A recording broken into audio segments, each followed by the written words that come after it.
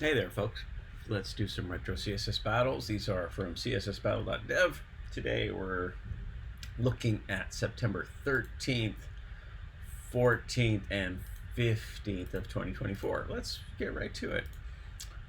Let's see, loading up the blank template, but I don't think I want to use an element. I think what I'd like to do is use a background that repeats, and it's probably background, radial gradient, and probably a conic gradient. So let's get right to it. So we got a circle here, right? So it's a circle gradient. It's the inner is a light blue, and the outer is a dark blue, and then beyond that is transparent, and that's what that code looks like, and that's what that ends up looking like. Now we need some color stops. How about 25 pixels, 50 pixels, and then 0. And with the proper color stops, we get that. If I put a so it repeats on the x-axis, right, across. So I'm going to set an initial background position of 0 and then set 50%. That's how you get 2. If I did 25%, I get 4. If I do 33, I get 3, etc., etc., etc. If I do, some ridiculous, how about 10%, then I get an effect like that. You don't need to know about any of that. That's fine. Let's say 200 pixels, because I think that this doesn't line up correctly, and the color stops are a little bit wrong. So let's say 30. I think that's the right height. 40. 10 pixels, 15 pixels, and that aligns correctly. So, okay. So I need to be narrower, right? 190.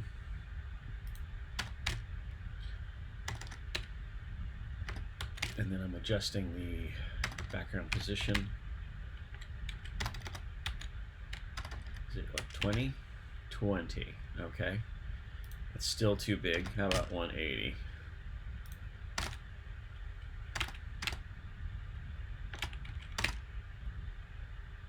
Okay, how about 170?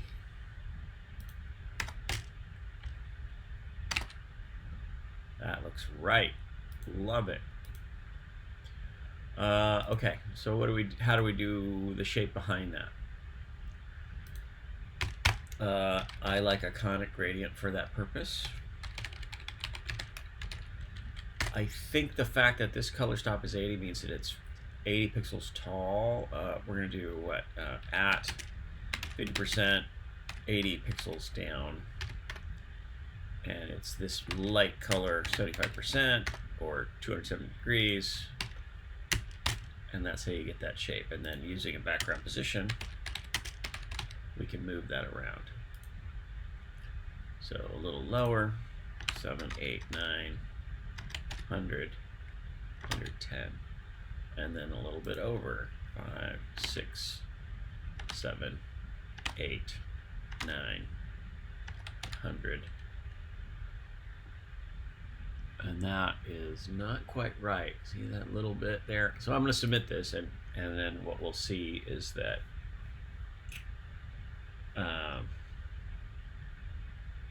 we're a little off. We have some pixels that don't match because it's just a little sticky. It's not smooth, right? If we were doing this as an element with border radiuses on it, then we wouldn't have this problem. But because I've chosen this path to do it all as backgrounds, I need to align this carefully. So I'm going to move it over another 5 or 10. That looks even better. 105, 10. Whoops, 110. So then I need to make this not as wide. So right now I have it as 50%. Can I do it as a percent? 49, 48, 47, 46. I don't know if you're seeing that change occur. 45, 45. And let's see if we get 100% match, which is what our goal is for these challenges. And we've got it. So we minify, unit replace. We're all done. Those are my plugins on GitHub. I don't see any optimizations that got made there, but we'll submit. Oh, wait, gosh darn it. There we go. So sometimes, so yes, I got, that is a score of 0.96 because I was not paying attention. Sometimes I don't pay attention on the submit or after the minify, which is important. So I'm trying to train myself to make sure, always in programming, iterate, review, and a minification step. Oh, it's just going to shrink my code. Well, it might break your code. That's why undo is so great. All right, or a redeploy. Okay, so that's a solution there. Let's do another one. This is awfully similar. It makes me, frankly, want to copy this code. And so how is this different? This code is different because why? Well, the colors are different. We have that color. And then we don't need this shape behind it. So what do we do to modify that? And is this aligned? It doesn't look quite aligned, does it? But we need, so we'll change it on the y-axis. So 20 pixels, 30, 40, 50s. And then I think the sizing here is a little different. 80 to, oh, there it is. So just playing with that code, that's pretty cool. I like that. So what do you do behind this? So right now we're transparent, which shows white. If I put red behind it, you see all the red. So I can do anything I want behind it. I want another radial gradient, right? It's a circle. And inner is the yellow, and then a layer of blue, and then another layer of yellow. And that's what it looks like right now. Without the circle, it will be flat, right, adhering to the body. In this case, is 400 by 300, and so it's going to be 400 by 300. Okay, so how do we get that shape? To do, well, let's do some color tops. So 40 pixels, 0, 60 pixels, 0. That might be too small, but how do we do half circle? We do a half circle with an at. In this case, it's the top half of a circle, so you want to go to the 50%, so the middle, and then have it come up from the bottom, radiating out from the bottom. So that's 50, 100%, and there it is, something like that. So this has got to be thicker. This is probably thicker too. 50, 110, 120, 125, but it's in the wrong place. It's like a bear with ears. Kind of cool. All right, so let's we need to move it. Right now, the x position doesn't have to change. X position. The position on the x-axis doesn't have to change, but the y does. So by making that negative, we're moving it up 2, 4, 5, 6, 7, 8, 9, 100. That looks pretty well aligned. I think what we discovered is this needs a few more pixels, 130. I think that's a match. Let's check it out.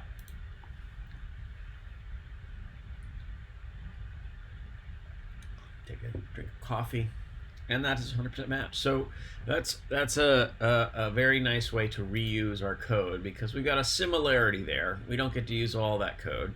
Oh, and what's more, I think that I left on the margins there, which I don't need, right? The margins don't matter. Also, the other optimization, sorry, we're going backwards here. Let's minify and unit replace again and again. That's a bug in my code. I'm going to report that to the author, which is me. So let's resubmit this September 13th one, which we didn't actually do correctly. All right, so let's minify this one. And again, real shortcoming on that color stop. unit replace. I think this 130 reduces, no, not that one. What reduces is 180 pixels becomes 45 VW, view widths. So of 400 it divides evenly, and then we get a 5 VW as well. So that's kind of what my plugin does. And then again, I left the margin of the default, no good, and then I can use the ampersand instead of the body tag. All this is validates CSS. I believe this will work in all the browsers. Had some differences lately get exposed. Firefox does some different things with some of the plugin code that I do. I do this in Safari. You can do it absolutely in Firefox. The back end of CSSBattle.dev uses a headless Chromium browser, which means there's no actual browser to look at for you. It's an automated tool and says, hey, browser, if you were given this code, what do you display in a 400 by 300 space? And so you submit this code, it sends it to the back end, and it says, it does a compare. It says, hey, how close did you get? And if you get pixel for pixel or whatever the fuzziness related to 100% matches, then you get 100% match, is what that's saying there. Often the problem children puzzles or daily targets are stuck at like a 99.9 because curves and angular things, they're not square pixels, and we've got roughly to an approximation square pixels on screens, and that's all any of these shapes are. Even when you see the smoothest curve, there's pixels underlying it. We're digital, baby. That's how it works. All right, last. Again, the blank template. Let's go ahead and remove that margin and the p tag. And for good measure, we'll start with the ampersand. So what is this shape? This is multiple shapes, right? And the tricky part, well, let's do a radial gradient and talk about what's going on with the radial gradient. We've got a circle, an inner core of blue. Yeah, an inner core of blue. And then light blue, and then let's say transparent. And that's what that looks like. Now we need, again, because it's adhering to the body, we want a circle keyword. And then is this the same width as these other guys? Might be. 30 pixels, let's say. Let's try a 30 pixel radius. 30 pixels, 0, 40 pixels, and then 0. So he's not perfectly aligned. I can do 0, minus 10 pixels, 20, 30, 40, 50, 60 is that first guy. If I do 100% wide and then set 33% as the height, then I get that affair. So what if I do 0, 0? It just doesn't align correctly. So the approach I like here is to create a variable for that circle, because I know I've got that circle several times, right? I've got a complicating thing, var. So we'll see, the big circle we'll call B, and I'm going to say, okay, B, you are in that. So now when I do var --b, I see a circle. I need it 3 times. And by adjusting the background position of each one, I can make this one go higher, and then this one go lower, like that. And that's kind of a neat effect. We need to go even higher, 6. And in fact, the middle one is not dead center, so I need it on this one as well. What, minus 10 pixels? Or no, is he lower? 10 pixels, great. And then this one goes even lower, 6, 7, 8. All right. So that doesn't repeat cleanly. Or maybe it would. But I don't think that there's a win of making it repeat because we've got these partial circles in between. So that's another circle. So I'm going to do var of the between. Well, I would name it B for between, but I already named it B. So how about capital L for little? That's a ridiculous. I'm just going to copy and paste him. He's very similar. He's not the same, but very similar. He doesn't have an inner. Actually, yeah. His inner color is this blue here. Okay. Yeah. So now I'm gonna set this to var --L just to make sure I can see him. There he is, and he's too big, right? He needs to be smaller. 30. I think. And right now he is not in the right spot, right? Because by default he's going to be dead center of the body. So if I do a 0 and then minus 10 pixels, I can try to align him correctly. He's on the wrong layer. That's not bothering me yet. So there he is. And then this other one, is he 20, 30, 40, 50? So now we've got it, but the layering is wrong. So where does he go? Where does each one go? Not there. So he's, okay, so what's the order? I have confused myself. So I'm moving these guys around. So that's top, middle. Yeah, so this is the one on the top, right? If I take it away, there it is.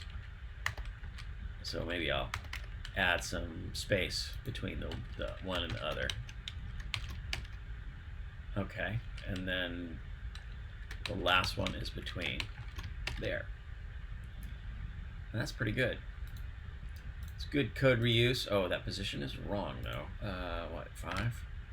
There it is. And then, well, we got another problem. We need the background color. So this would be, literally that would be the value of background dash color. And these are all background images. 1, 2, 3, 4, 5 background images. And then these are a set of 5 background positions. There's no way to like optimize that. Well, anytime I say something like that, that's so global a claim, like, well, there are probably ways to optimize that. If we chose to do this all on a single paragraph element, then we might have a different effect. But I'm going to unit replace, minify, and submit, and that's one way to solve this particular problem. You could also do each element, like 5 elements is a totally legit way to do this one as well. And you could reuse code that way. But for me, I really do enjoy setting background image values as gradients. It's a lot of fun. All right, thanks for watching. Take care of yourselves out there. It is a really difficult time. I know I'm having difficulties, and things happen, man. That's how it works. And you just got to muddle through and do the best and choose things that you like and do them. Everybody's carrying on web browsers, so go make a web page. Share it with your friends. It's pretty cool. All right, bye-bye.